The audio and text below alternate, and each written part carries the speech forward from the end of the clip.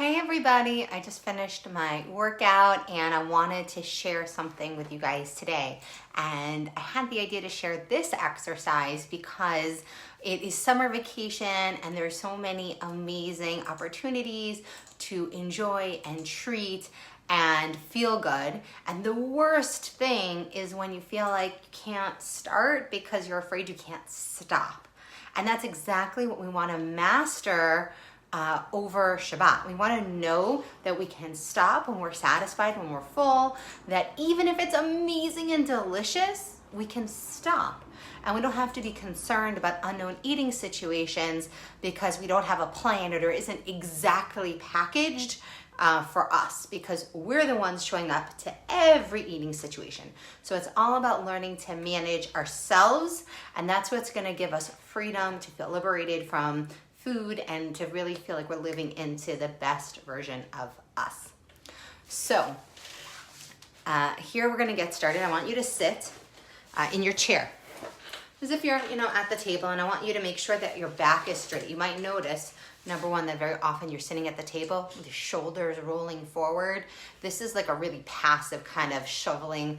My dad used to call it the yeshiva boy style of eating. That's not how we want to eat, ladies. We want to let the girls out to play, shoulders back, confident, eating. We're eating something. It's delicious. Oh my gosh. The crunch, the taste. You're eating mindfully. You're pausing. You're not rushing through because you're not allowed to have it and you want to get it in before your bad voice talks you out of it. No. We're slowing down. We're eating it. But our stomach starts to be satisfied maybe about 3 to 7 bites in for the average person. And there's two kinds genetically, psychologically of makeups. One where the more you eat, the less you want. Literally and physically, the taste buds become accustomed to something and they like it less. So you might really be that genetic kind of person where you find it pretty effortless. You're eating and by bite 6, bite 4, it's just not that good.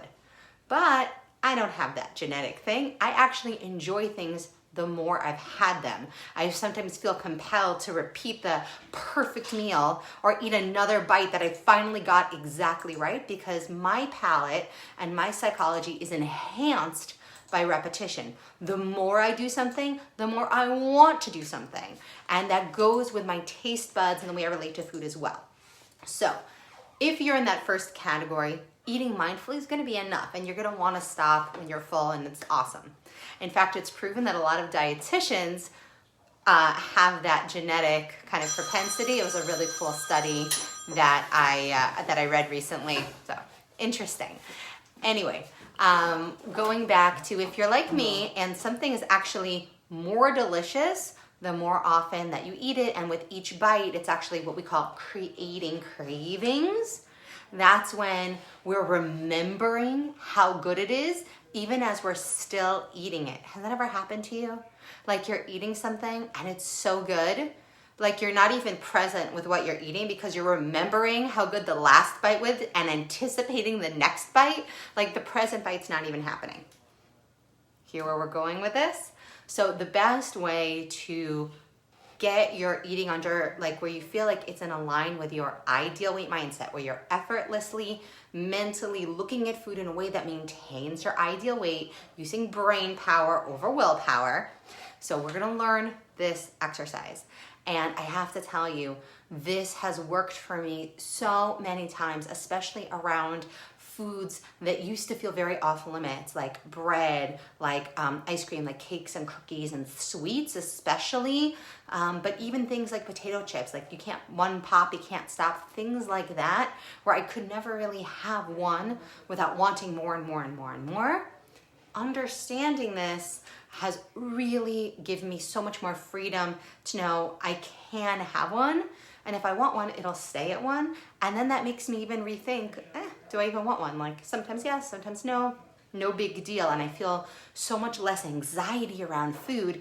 And I can trust that I'm gonna maintain my ideal weight with a lot of ease and feel really abundant around my health and my vitality. And that's what I want for you.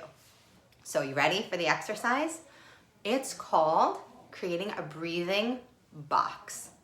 And what's cool is that you can do this in 3 breaths. So that's like under a minute and a half. So you can do this in any social situation. You don't need to do anything really complicated. It's all going on internally. So it's not like you're tapping or doing anything that's gonna kind of call attention to you, make you uncomfortable in social situations or at the Shabbat table. So this is gonna be really, really helpful, and you have to really invest yourself in this emotionally. So believe, number 1, this is going with practice to really, really work and help to reset you if you have a genetic propensity like me, where once you eat something, it actually creates a greater and greater desire for it, versus the other kind of genes where just naturally 1 bite, 2 bite, 3, it just doesn't taste as good anymore, and you're able to move on much more simply when you're being mindful. So here we go. What we're gonna do first is we're gonna inhale for 4 seconds. I count to 4 slowly, doesn't have to be exact, okay? Then you're gonna hold your inhale for 4 seconds. You're gonna exhale slowly for 4 seconds and hold your exhale for 4 seconds. Now what this is gonna do is it is gonna completely hit the reset button on your brain. No joke. If you have ever had an electric teapot and it like boiled over, and all of a sudden you have to like hit this magical button on the bottom of your electrical device and it resets the system. So we are actually doing a reset on our brain. And I'm gonna give you 2 other ways you can use the same technique that I've seen people use in other situations to reset their brain when you're in a loop. But this literally breaks the habit loop. So if you have ever struggled like I have, where there's something you eat, it makes you want more and more and more and more of it, versus even when you're eating really, really mindfully, like it just, the more you have something, the more you taste it, the more you want it, this is gonna be life-changing for you. Are you ready? Okay. Grab your water, take a sip of water, and I'm gonna go over what we're doing one more time. We're gonna take 4, count of 4 on the inhale, hold for 4, hold that breath in. We're gonna exhale slowly as we count to 4 in our mind, and then we're gonna hold that exhale for 4. And if you practice this every time you go to the bathroom, every single night before bed, and when you say Moda Ani when you wake up in the morning, it's gonna become such a muscle memory that at the Shabbos table or in food situations, it's gonna be triggered to much more remember to use the tool. The tool always works.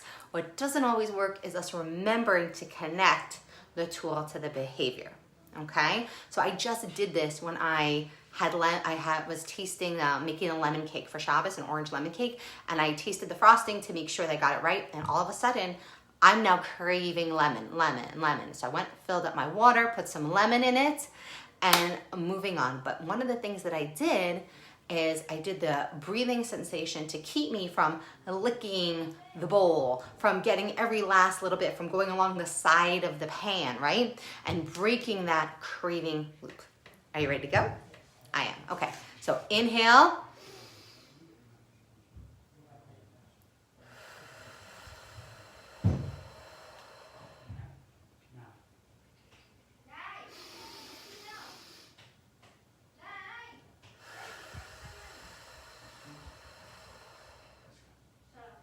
So here's what's really cool, is that super, super important that you breathe. Now you can do this really subtly. I'll do this subtly as if I was like at someone's Shabbos table, right? Like,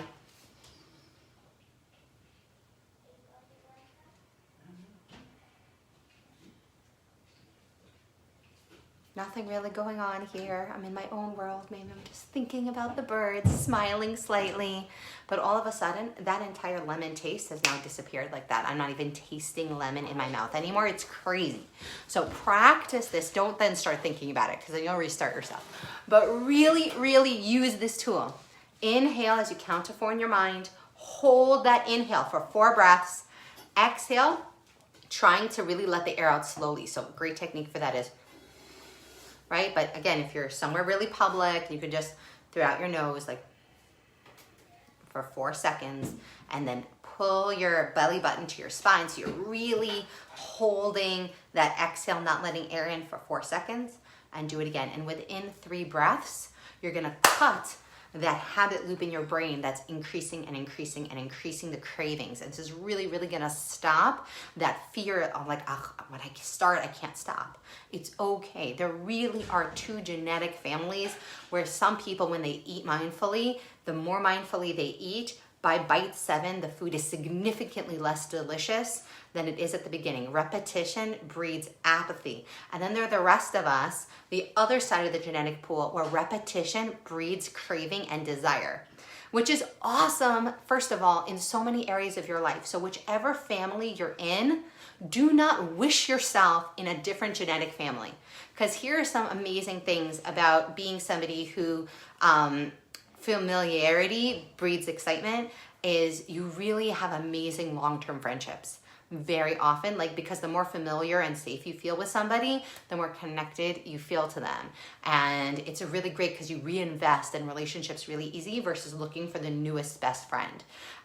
There is something else really beautiful about it, is like, you are great at rereading books. Like, you really love to reread things. You really love to have favorite meals. You have a lot of emotional investment in behaviors and routines. You love routine. Like, the more familiarity you have, that if it breeds more craving and desire for something, you might be on this team.